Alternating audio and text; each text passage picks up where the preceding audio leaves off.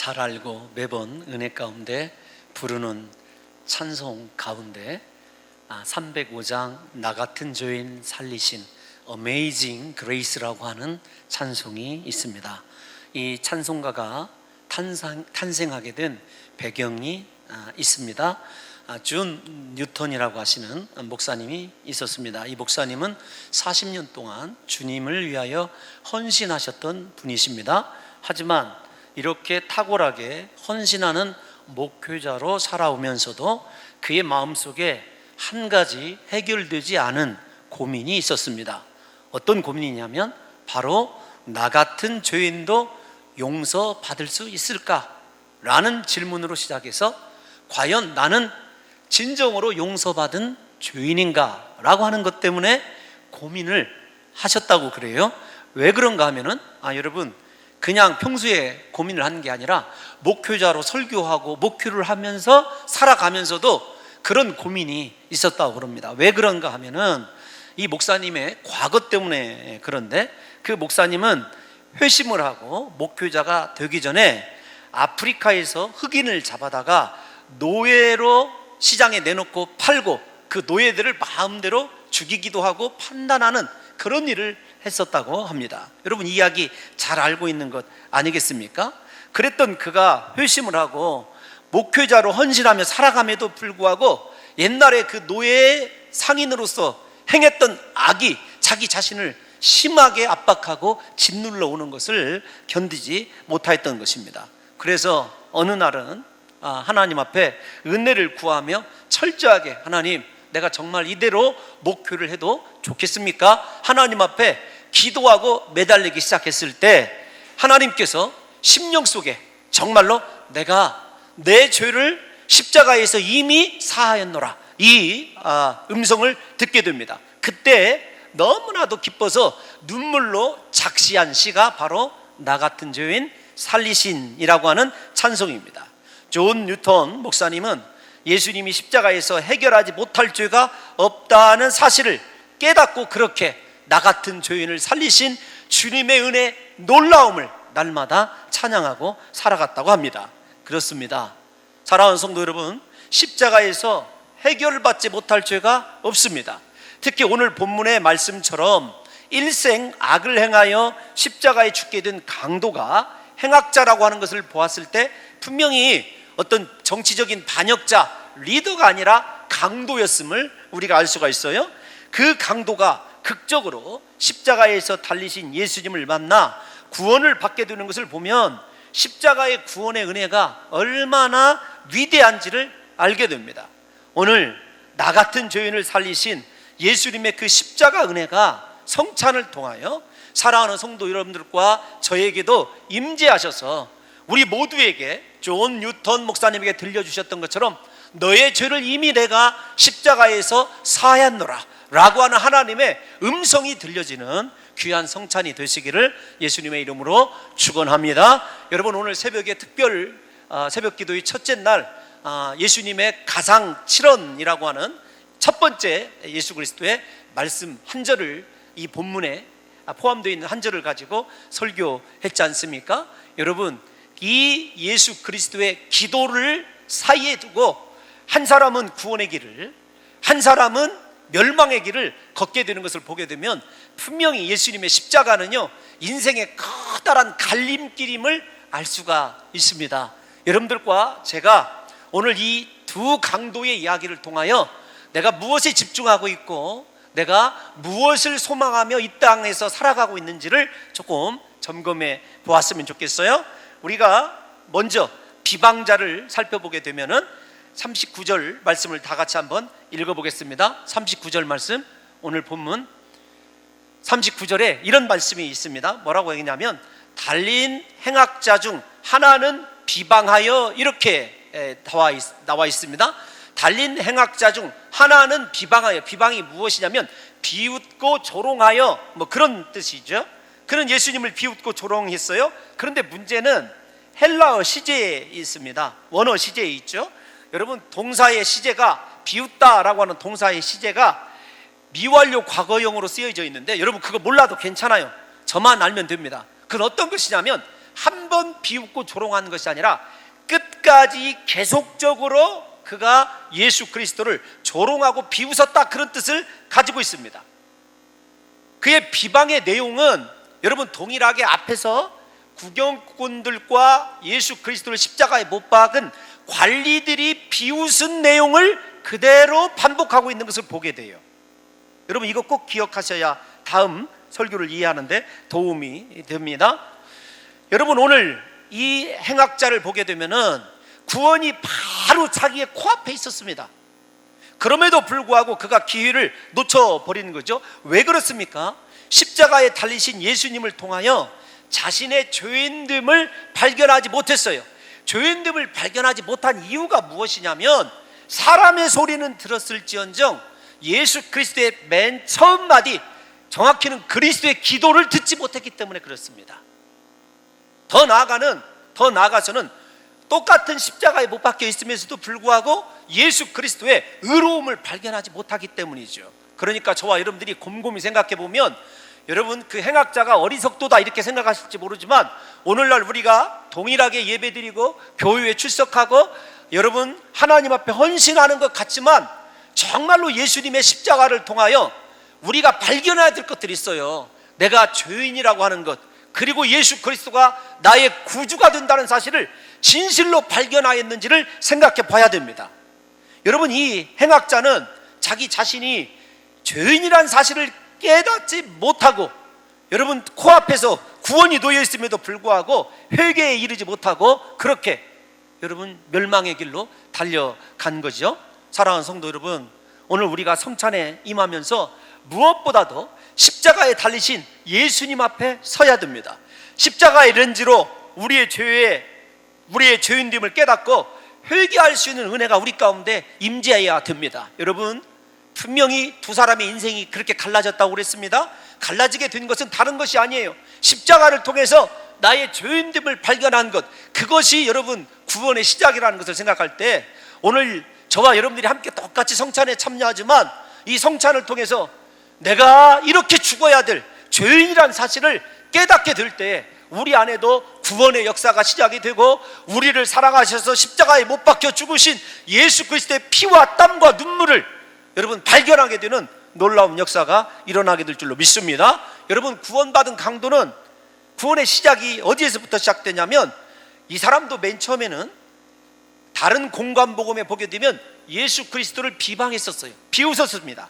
그러나 십자가에 달리신 예수님을 만남으로 극적인 구원에 이르게 됩니다. 그 구원에 이르게 된 배경이 다른 데 있는 것이 아닙니다. 앞에서 말씀드린 대로 이 행악자는 사람들이 하는 비방의 소리를 듣고 똑같이 예수님을 비방했지만 오늘 이 구원받은 한 강도는 그 누구도 어쩌면 듣지 못했을 예수 그리스도의 아버지 저들을 사하여 주옵소서, 저들이 하는 짓을 알지 못하나이다. 여러분 그 기도 소리를 듣고 예수 그리스도가 구주됨을 깨닫게 된 거죠. 여러분들에게 제가 왜 그렇게 말씀이 안 나오는 얘기지만 단적으로 얘기하냐면 모든 신학자들이 이 사람의 회심의 계기를 어디에 두고 있냐면 그렇게 십자가의 모진 고통을 당하면서도 여러분 그렇게 이 조롱과 멸시와 침뱉음을 받으면서도 예수님이 분노하거나 혹은 절망하거나 원망하지 아니하고 오히려 그들을 위해서 기도하는 것을 보고 예수 그리스도 안에 있는 십자가 구원의 은혜를 그가 발견했다는 것입니다. 여러분 우리 사랑하는 성도 여러분들과 저도 마찬가지입니다.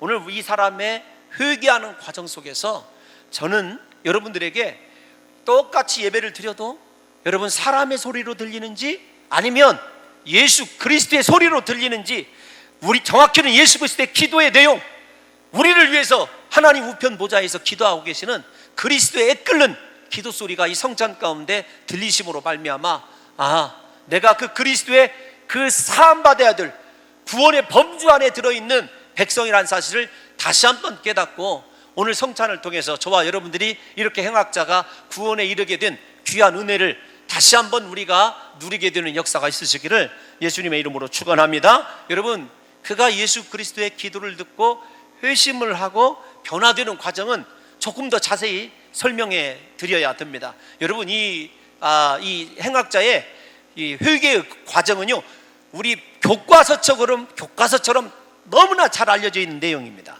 여러분, 맨 처음에 그는 예수님의 기도를 듣고 심령의 변화가 시작은 무엇이냐면 하나님에 대한 두려움입니다. 여러분, 신앙생활 하시면서 하나님이 두려우십니까? 그렇다고 한다면 우리 속에 십자가의 은혜와 주님의 구원의 은총이 여러분 함께하고 있는 거예요. 여러분, 정말로 죄를 지을 때는 너무 달콤하고 좋죠. 근데 죄를 짓고 나면 정말로 하나님 앞에서 무력하고 상한 심령이 되고 하나님을 두렵게 되고 내가 이렇게 해서 과연 천국 갈 수 있을까 고민하게 된다면요, 여러분 아직 영이 살아있는 사람이라는 거죠. 이 행악자를 보십시오. 40절을 보게 되면은 그의 첫 회심의 시작은 이렇게 시작을 하고 있습니다. 시작. 하나는 그 사람을 꾸짖어 이르되 네가 동일한 정죄를 받고서도 하나님을 두려워하지 아니하느냐, 꾸짖는 거예요. 여러분, 이 세상 살아가면서 정말로 이렇게 내가 하나님 앞에 서 있는 심정이 돼서 하나님을 두려워하고 있는지를 생각해 봐야 됩니다. 제가 여러분들에게 여러 차례 말씀드렸지 않습니까? 교회당 이렇게 건축하고 나서 과로로 여러분 병원에 들어가서 이 8일 동안에 원인이 무엇인지, 왜 이렇게 모든 체계가 깨졌는지 몰랐을 때 여러분, 제가 하나님 앞에 기도를 했어요. 왜 기도했냐면 솔직히 살고 싶어서 기도했습니다. 생각을 한번 해보십시오. 옆구리에 예수님은 아니지만 구멍이 뚫려서 여기에서 여러분 이 고름이 막 이만큼씩 쏟아져 나옵니다. 아무도 원인은 모르고 하나님 앞에, 하나님 기도하는데 이렇게 기도를 했어요. 하나님, 제가 죽는다는 것은 받아들일 수 있겠습니다. 그런데 살아계신 예수님 앞에 서야 될 일이 감당이 되지 않아요, 아직. 주님, 여러분, 그게 저의 유일한 기도였습니다. 죽는 것이 하나님 뜻이라고 한다면 예수님 앞에 설 수 있도록, 예수님 앞에 기쁨으로 설 수 있도록 하나님 제 마음을 정결케 하시고 모든 죄를 사해달라고 하나님 앞에 이 간절히 기도했었던 적이 있습니다. 여러분, 하나님 앞에 서야 된다는 사실을 잊어서는 안 됩니다. 오늘 이 행악자가 그동안에 어떤 인생의 과정을 살았는지 몰라요. 그런데 그는 마지막 순간에 누구를 발견했냐면 하나님을 발견했습니다. 하나님을 발견하되 두려운 하나님, 죄를 심판하신 하나님, 죄를 너무 싫어하셔서 자기 아들을 십자가에 죽게 하시는 하나님을 발견한 거예요. 오늘날 우리는 예수 믿고 범죄하면서도 신앙생활 제대로 하지 못하면서도 하나님에 대한 두려움이 없다는 것이 문제입니다. 하나님에 대한 두려움을 구약의 용어로 설명하면 하나님을 경유하는 것 아니겠습니까? 그런데 그렇게 하나님을 두려워하는 사람들은요, 하나님을 경유하는 사람들은 하나님께서 놀라운 은혜와 복을 주신다는 게 여러분 구약의 핵심 아니겠습니까? 우리 사랑하는 성도 여러분들이요, 이제부터 하나님의 눈앞에서 하나님을 두려워하는 마음으로 살아가시는 역사가 있으시기를 예수님의 이름으로 축원합니다. 이 성찬을 받으실 때에 하나님에 대한 두려움이 회복이 되었으면 좋겠어요. 내가 이렇게 살아도 천국 갈 수 있을까? 나는 왜 그렇게 죄를 반복해서 질 수밖에 없는 죄인인가? 죄를 짓고도요, 죄에 대한 두려움이 없이 살아가는 여러분, 오늘날 우리의 모습이 이미 멸망받은 강도의 모습이라는 사실을 저와 여러분들이 다시 한번 깨달았으면 좋겠습니다. 여러분, 이 사람은 하나님을 두려워하게 되니까 자신의 죄를 자각을 하기 시작합니다. 여러분, 41절을 본문 41절을 다 같이 한번 읽어보겠습니다. 41절 시작.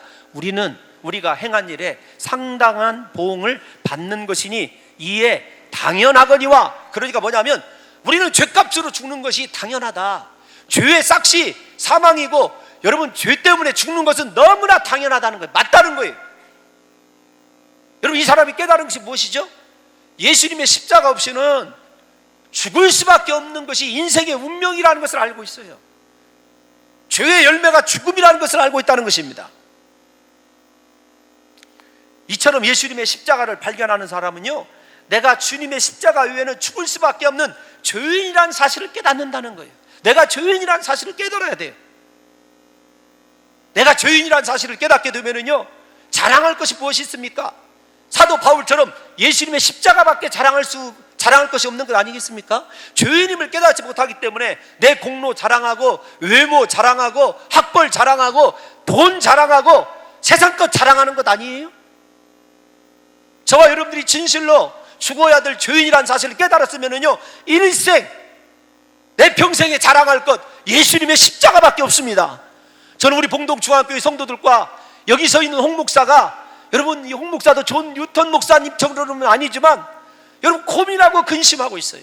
우리 모두가 다 죄인임을 다시 한번 깨닫고 일생 어디 가든지 예수님의 십자가만을 자랑할 수 있는 귀한 성도들이 다 되시기를 예수님의 이름으로 축원합니다. 여러분, 예수 그리스도의 속죄함의 은혜를 이사야 선지자, 이따가도 제가 읽어드리겠습니다만은 이사야 선지자는 이렇게 노래를 했습니다. 이사야 53장 5절 다 같이 한번 읽어볼까요? 시작.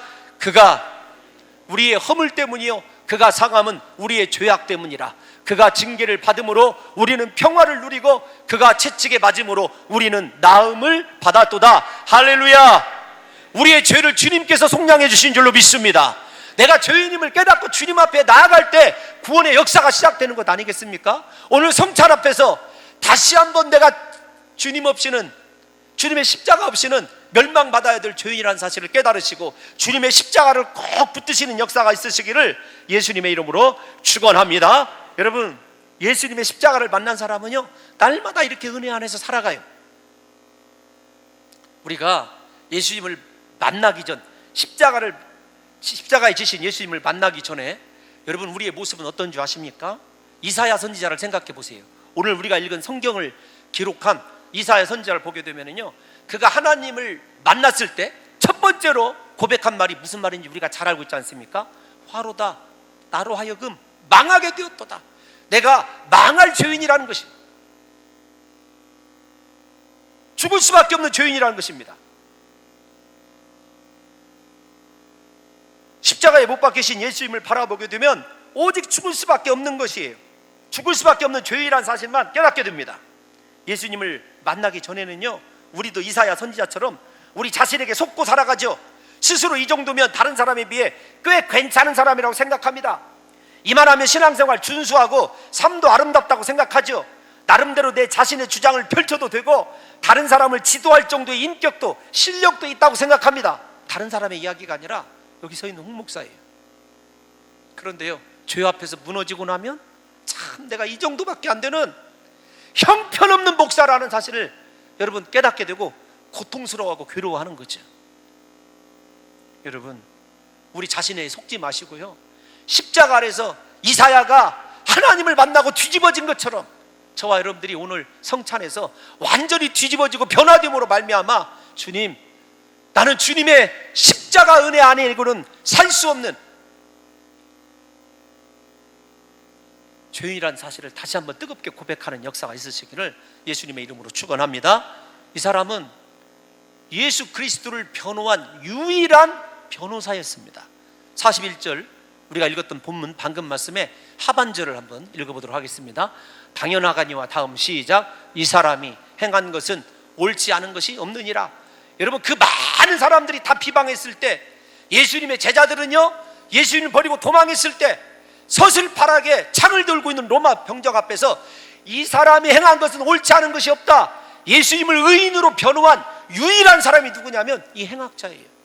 제자가 아닙니다. 예수님을 따르던 여인이 아닙니다. 강도였지만 극적으로 하나님을 만나고 나니까 예수 그리스도 그 의로우신 분이 나 같은 죄인을 위해서 십자가에서 피 흘려 죽고 계신 거예요. 그 사실을 발견하면서 그는 이렇게 외치지 않고는 견딜 수 없었던 것이죠. 여러분, 이 행악자와 더불어 예수 그리스도를 의롭다, 정말로 우리를 구원할 구주다라고 고백한 사람이 또 한 사람이 있죠. 여러분, 이방인 백부장, 누가복음 23장 47절에 나오는 여러분 로마 백부장 아닙니까? 누가복음 23장 47절에 보면 이렇게 되어 있어요. 백부장이 그들 일을 보고 하나님께 영광을 올려 이르되 이 사람은 정녕 옳지 않은 것이 없는 사람이다, 의인이다. 동일한 고백 아닙니까? 예수님을 발견하게 되면은요, 여러분 나는 죄인인데 예수님은 죄가 없으신 하나님이라는 사실을 발견하게 됩니다. 그리고 인생 어떻게 되냐면 하나님께 영광 돌리는 삶을 살아가요. 내가 죄인이라는 사실을 깨닫지 못하기 때문에 우리 삶에서 하나님의 영광이 임재하지도 않고 영광을 돌리지도 않는 것 아니겠습니까? 이번 주 제자훈련 때 가장 중요하다고 강조하는 것이 거듭남입니다. 거듭난 사람은요 하나님의 죄 때문에 떠나버리는 영광을 가장 두려워해요. 우리 삶에 하나님의 영광이 머무르고 있습니까? 십자가의 능력이 나타나고 있습니까? 나는 예수를 이렇게 옳다고 사람들이 어쨌든지 주님을 찬양하는 삶을 살아가고 있느냐고요. 뿐만 아닙니다. 그는 마지막으로 자신의 삶을 온전히 예수님께 의탁합니다. 42절 말씀 다 같이 한번 읽어보겠습니다. 42절 시작. 이르되 예수여 당신의 나라에 임하실 때 나를 기억하소서 하니. 여러분 누가복음의 주제가 뭐죠? 하나님 나라입니다. 하나님 나라 아닙니까? 그런데 그토록 예수님이 외치시던 하나님 나라가 정확히 무엇인지를 발견한 유일한 사람이 누구냐면 이 행악자예요. 여러분 우리가 이 땅을 살아가면서 지금 점검해 봐야 됩니다. 내 눈이 이 땅 가운데 임재하게 될 하나님의 나라를 바라보며 살아가는지, 아직도 멸망할 세속의 나라를 바라보면서 살아가고 있는지, 여러분 아직도 우리 눈에는 세상 것만 들어오고 세상의 성공과 세상의 부만 들어오고 하나님 나라가 어떤 것인지 하나님 나라가 발견되지 않는다고 한다면요, 우리는 이 지금 평생 죄만 짓다가 멸망받게 될 인생의 마지막 순간에 구원을 받게 된 여러분 이 강도보다도 못한 사람이라는 사실을 아셔야 됩니다. 예수님을 제대로 만나면은요 하나님의 영광을 찬송하게 되고 하나님의 나라를 여러분 소유하게 될 뿐만 아니라 하나님의 나라를 사모하며 살아가는 사람으로 변화되게 되는 거죠. 여러분 정말로 하나님의 나라를 그렇게 소망하며 살아가십니까? 예수 믿으면서도 하나님의 나라가 어떤 것인지, 여러분 적어도 죽어서 가는 곳이 천국이라고 그렇게 알고 있다면 내가 죽어서 가야 될 천국을 이 땅 가운데서 예비하는 삶을 살아가고 있는 성도들요, 오늘날 죄송합니다. 성도님들은 그런 분들이 가끔 계시지만 목사들 가운데서 과연 하나님의 나라를 사모하면서 진실로 그분 앞에 내 삶을 정말 자신이 없어요.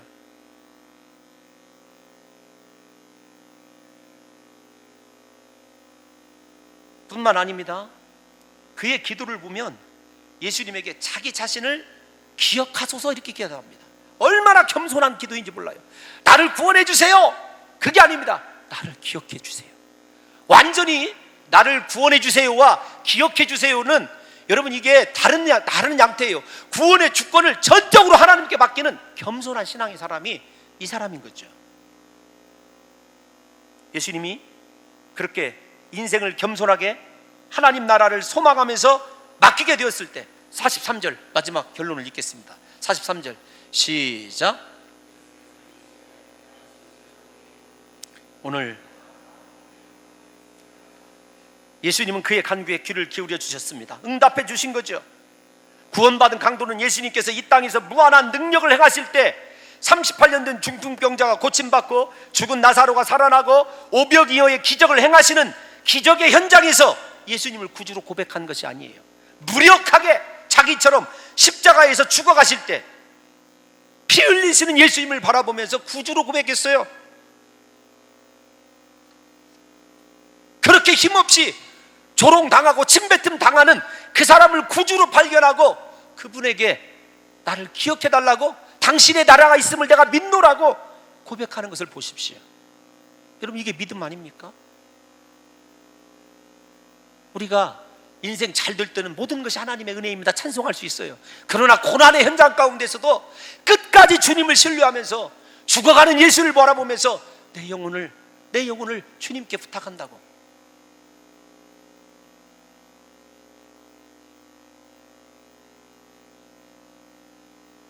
사랑하는 성도 여러분, 저와 여러분의 인생이 마지막으로 발견해야 될 것이 어떤 것인 줄 아십니까? 우리는 이 행악자의 믿음을 통하여 십자가에 달린 강도 한 사람은 십자가 아래서 비로소 자기와 주님과 함께 낙원에 들어갈 수 있는 진정한 가치 있는 존재라는 사실을 깨닫게 되었다는 거예요. 주님 나라에 들어갈 수 있는, 내가 죄가 있지만 이분을 통하여라고 한다면 내가 주님 나라를 상속할 수 있는 충분한 가치가 있다.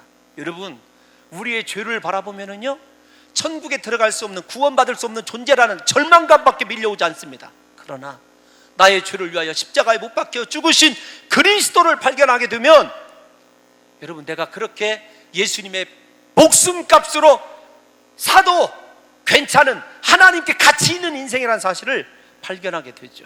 여러분 모순인 것 같지만 저는 여러분들에게 설교의 마지막을 이 모순으로 전해드리고 싶습니다. 저도 제 자신의 죄를 보면은요, 여러분 멸망당해야 되고 소망이 없는 인생이에요. 소망이 없는 목사입니다. 그러나 여러분 내 죄 뒤에 있는 나의 죄를 위하여 십자가에 못 박혀 죽으신 예수 그리스도를 발견하게 되면 나 같은 것이 그래도 필요해서 그분이 십자가에서 못 박혀 피 흘려 죽으셨구나, 하나님의 은혜가 새롭게 다가오거든요. 사랑하는 성도 여러분들이요, 우리는 십자가를 통해서 마지막으로 우리 인생의 가치를 발견하시고, 내 인생의 가치가 다른 데서 발견되는 것 아닙니다. 십자가 아래 있을 때만 내 삶의 진정한 가치가 발견된다는 사실을 깨달아 알으시고, 그 가치는요 변함이 없어요.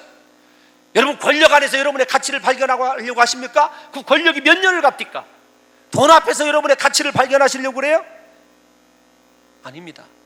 우리가 있어야 될 것, 주님의 십자가 그늘 아래인 줄로 믿습니다. 그 그늘 아래에 서면 나 같은 죄인이 얼마나 근사한 존재인지, 그리고 나를 위해서 십자가에 못 박혀 죽으신 주님의 은혜가 얼마나 위대한지를 깨닫게 되는 거죠. 이렇게 우리의 변화될 인생을 이사야 선지자가 이렇게 노래를 했습니다. 여러분 이사야 62장 4절을 한번 읽어보고 설교를 마치겠습니다. 시작.